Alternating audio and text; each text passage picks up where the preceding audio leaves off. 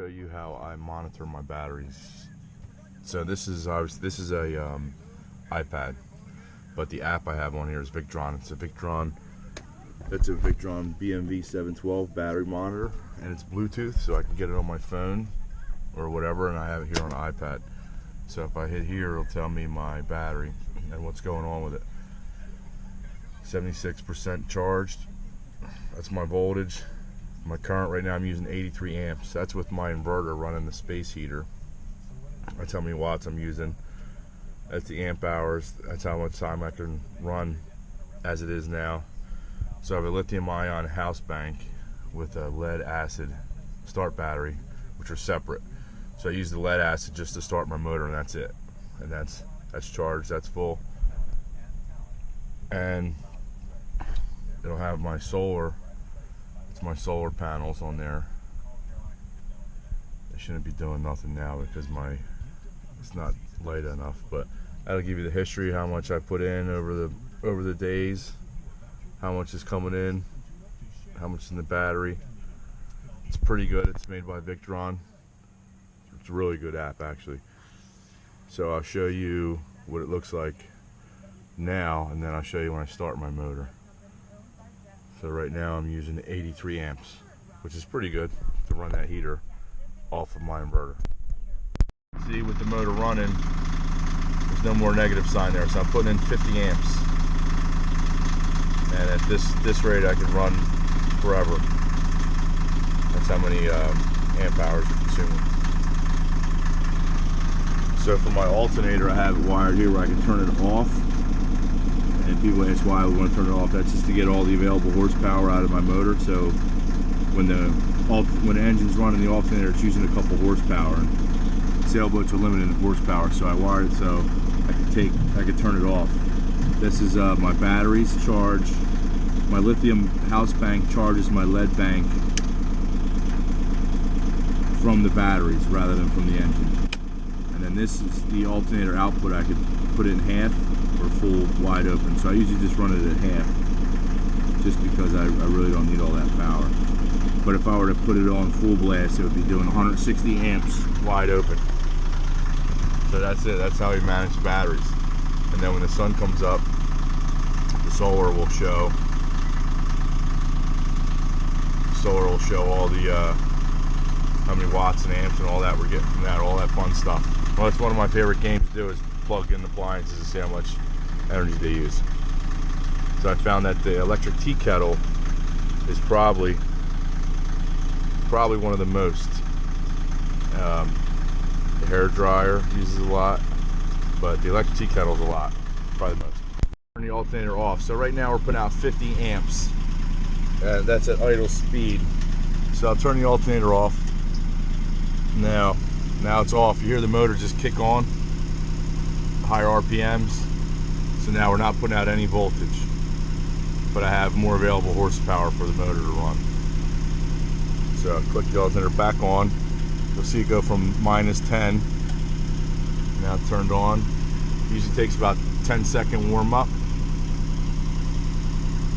2, 3. No, I'm just kidding. Should kick on here in a minute. There it goes. And you hear the motor start winding down. So now we're putting out 20, 21, 25. That'll go up to 60 amps. And that's in small engine mode. Then I could further put it on. I can take it out of small engine mode and put out 100 amps, 160 amps. And that's that. Now you hear the motor really struggling because I should be revving it up. So now we're putting out 100 amps. But now that 100 amps is costing me about 7 horsepower. So that's how we charge with the motor. And I'll show you guys the lithium batteries, I guess, and how that all works in another video. Hear me over the motor, but that's the high output alternator right there. Anytime you get a high output alternator, you have to convert to a serpentine belt, which is these, and they sell a kit. These pulleys just bolt over my existing pulleys, which allows me to run that J10 belt. There's all the power that needs. You can't just use the regular skinny belt. And the alternator charges directly to the battery bank. Battery bank. And then I got an on-off switch, and that comes to all my breakers. Everything's got, it's just like a house, everything's got its own circuit breaker.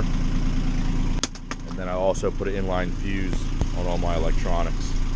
Today we're going to go through Elliott's Cut, which is right there. It's right when you leave Charleston heading south. And they say it's the worst spot on the ice, the trickiest spot on the ICW. The current really rips through there, and most sailboats are underpowered and they can't even make headway through the current. Plus there's a bridge there that you have to open. So if you're running with the current and you're calling the bridge and they're not opening fast enough, you can't stop, and then boom, bing, bang, bip, it's not looking good.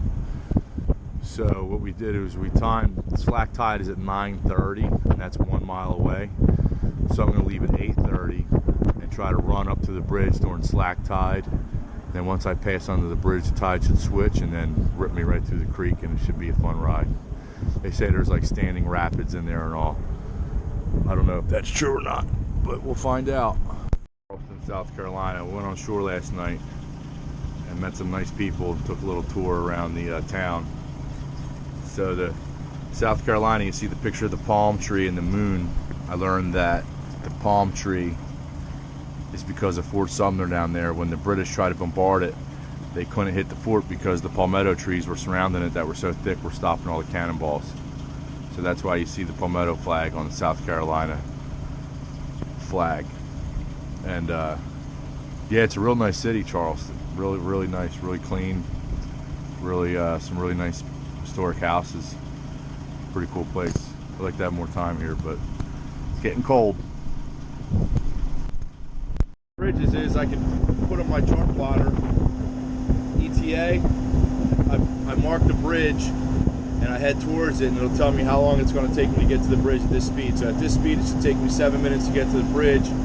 So that means, so the bridge takes about 3 minutes to open. So should have about 4 minutes to play with, and that's how you time it. Plot it on your plotter and look at your ETA. So I called the bridge already. They know I'm coming, so she should be opening for me. And if she don't open in 4 minutes, I know I got to slow down because I'll hit the bridge.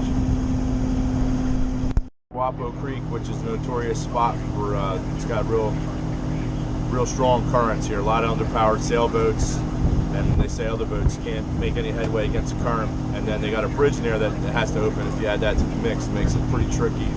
So we timed it for slack tide, and we made it through no problem. The tide's going to switch here and push me out the other end.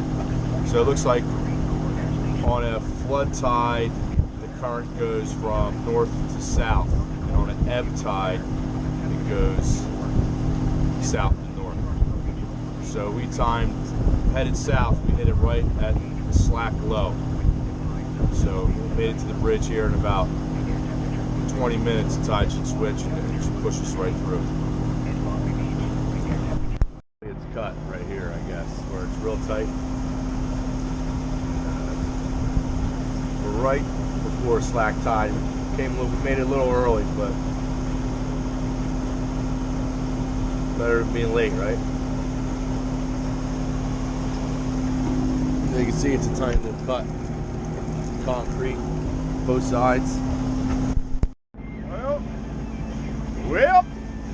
Well, whole lot of nothing going on today. Sails are just flapping, no wind, just riding the tide. Georgia's coming up soon. Look at that monstrosity.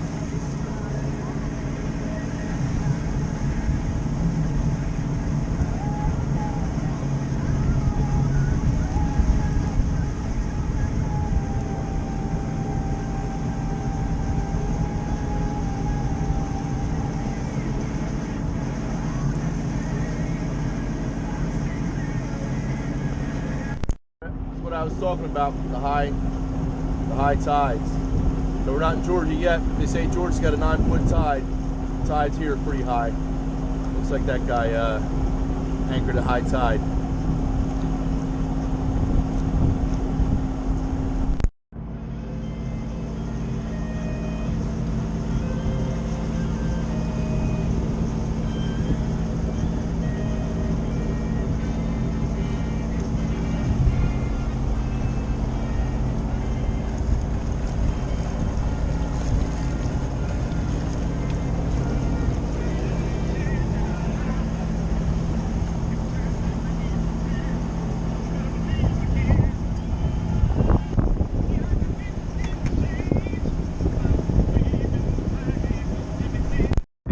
I haven't seen anybody all day. I feel like I'm alone out in the middle of nowhere. Well, I guess I really am though. But just trees and sticks, shit like that. But sure is nice. But I haven't seen anybody in a long time. Just me and the pelicans.